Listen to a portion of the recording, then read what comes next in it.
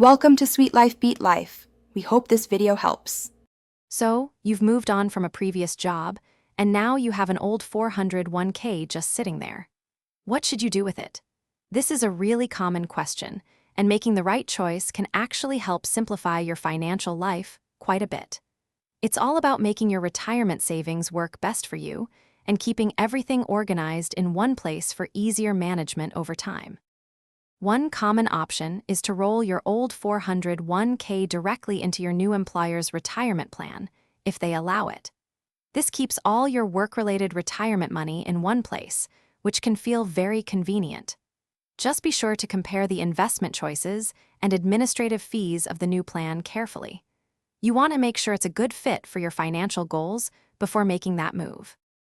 Another popular choice, and often a very flexible one, is to roll your old 401k into an individual retirement account, or IRA. This option typically opens up a much broader selection of investment opportunities for you, giving you greater control.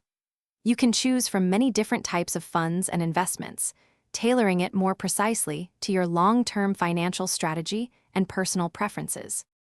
Before you make any decision, it's really important to compare a few key factors. Look closely at the fees associated with each account and the variety of investment options available to you. Also, consider things like potential creditor protection differences and whether you might ever want to take a loan from the account. Your personal financial circumstances and long-term goals should always be at the forefront when you make this choice. Ultimately, the best decision for your old 401k truly depends on your own unique financial situation and what you want for your future. Don't hesitate to do your research thoroughly. If you feel unsure, consider talking with a qualified financial advisor for personalized guidance.